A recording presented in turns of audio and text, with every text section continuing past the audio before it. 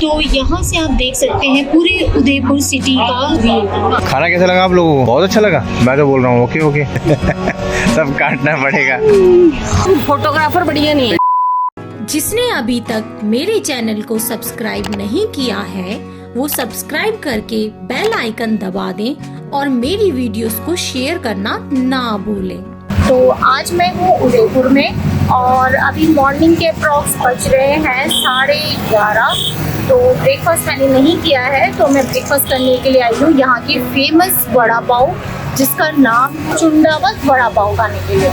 तो हमने ऑर्डर कर दिया है अपना वड़ा पाव, जो सिर्फ 15 रुपए का है और उसके साथ मिल रही थी छाछ, जिसका प्राइस सिर्फ 5 रुपए था। तो इतने सस्ते में अगर आपका ब्रेकफास्ट हो रहा है तो वाह वाह क्या बात है। तो आप देख सकते हैं ये है वड़ा पाव, जो कि यहाँ का फेमस है काफ़ी, और इसके साथ मिल रही है लस्सी। तो चलिए पहले ब्रेकफास्ट करते हैं, फिर मैं आपको बताती हूँ कि कैसा है टेस्ट। कैसा है टेस्ट में? अच्छा है, ब्रेकफास्ट के लिए बेस्ट है। कैसा है दिन? हाँ, इसके साथ एक अलग ही कॉम्बिनेशन है वड़ा पाव का, बट अच्छा है, बहुत अच्छा। गाड़ी का जाएगी। तो अभी हम जा रहे हैं सिटी पैलेस। एक्चुअली यहाँ की रोड बहुत कंजेस्टेड है, तो गाड़ी जा नहीं सकती, इसीलिए हमने ऑटो किया। अब हम ऑटो से सीधा जाएंगे सिटी पैलेस। तो अब हम पहुँच चुके हैं सिटी पैलेस, तो चलिए पैलेस के अंदर चलते हैं।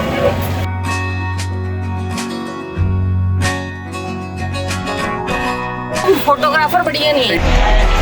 तो अब हम एंटर कर चुके हैं सिटी पैलेस के अंदर। तो ये पहला गेट एंट्री करते वक्त गणेश पोल।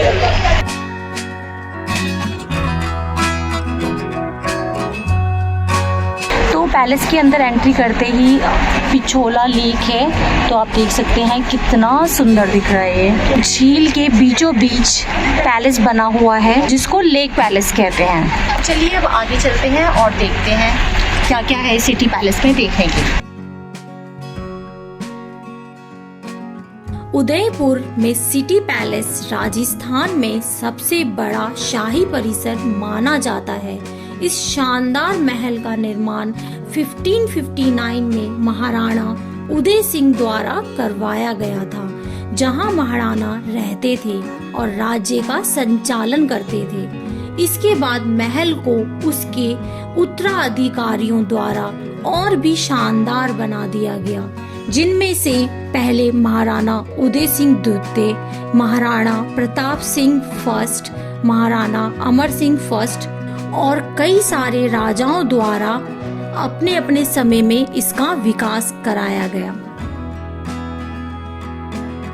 इस पैलेस को बनाने में संगमरमर और ग्रेनाइट का उपयोग किया गया है और लगभग 400 वर्षों से भी ज्यादा अधिक समय लगा है, इसलिए आपको अलग अलग समय में जुड़ी हुई वास्तुकला यहाँ देखने को मिलती है। महल के अंदर निर्मित कक्षों में कांच के टुकड़ों का बहुत ही सुंदर तरीकों से उपयोग भी किया गया है। इसके अलावा महल के अंदरूनी हिस्सों को खूबसूरत बनाने के लिए दीवारों पर बहुत ही सुंदर चित्र भी बनाए गए हैं। महल के कई स्थानों को खूबसूरत दिखाने के लिए चांदी का भी उपयोग किया गया है और यहाँ पे होने वाले कार्यक्रमों को देखने के लिए महल से बाहर की तरफ कई बालकनी भी बनाई गई हैं, जहाँ से आपको पूरा उदयपुर का नजारा देखने को मिलता है। सिटी पैलेस के अंदर ही ना एक महाराणा प्रताप का सेक्शन बनाया हुआ था, जहाँ पे उनसे रिलेटेड सारी चीजें वहाँ पे रखी हुई थी। उसके अंदर आप देखेंगे ना तो वहाँ पे महाराणा प्रताप से रिलेटेड युद्ध की चीजें वहाँ पे सजा के रखी गई हैं। तो उनका जो आर्मर था, उनकी तलवारें हैं, उनका कवच है, ये सारी चीजें वहाँ पे डिस्प्ले में लगा के रखा है। और वहाँ पे मेंशन भी था जो उनके आर्मर्स की चीज़ें थी वो अप्रॉक्स 35 kg की थी। तो आप सोच सकते हैं कि कितना हैवी था वो, और इतना हैवी सामान लेके महाराणा प्रताप लड़ाई करके युद्ध के मैदान में जाते थे। तो यहाँ से आप देख सकते हैं पूरे उदयपुर सिटी का व्यू।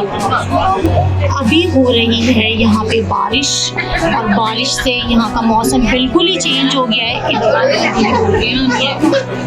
सिटी पैलेस को एक्सप्लोर करने के बाद अब हमारा प्लान था बोटिंग करने का, तो हमने सोचा कि क्यों ना पिछोला लेक में बोटिंग करें, बट सडनली हो गई है बहुत तेज बारिश, तो उसकी वजह से पिछोला लेक में बोटिंग बंद हो चुकी थी, और साथ ही हो गया था लंच टाइम भी, तो 2 आवर्स का वेटिंग था और हमें साथ के साथ भूख भी लग गई थी। तो हमने अभी बोटिंग का प्लान ड्रॉप करके हम जा रहे हैं अपना लंच करने के लिए। तो एक इम्पॉर्टेंट बात जो मैं आपसे शेयर करना चाहूँगी ना, जब भी आप सिटी पैलेस आते हैं तो ट्राई करें वीकेंड में ना आएँ, क्योंकि बहुत भीड़ होती है, इतनी भीड़ होती है कि अगर आप अपनी फैमिली मेम्बर्स के साथ भी आएंगे ना, और थोड़ा सा भी अगर इधर उधर आपकी फैमिली हो गई तो उसको ढूंढने में ना बहुत टाइम लगेगा। भूख को मिटाने के लिए हम आए हैं खंबागनी रेस्टोरेंट में। अब यहाँ पे हम अपना लंच करेंगे, उसके बाद फिर हम अपने नेक्स्ट प्लेस पे जाएंगे। तो चलिए। खंबागनी रेस्टोरेंट उदयपुर का one of the famous restaurant है, और यहाँ पे 1 आवर वेटिंग होती है अपने खाने की, तो हमें भी हाफ एन आवर वेट करना पड़ा खाने का।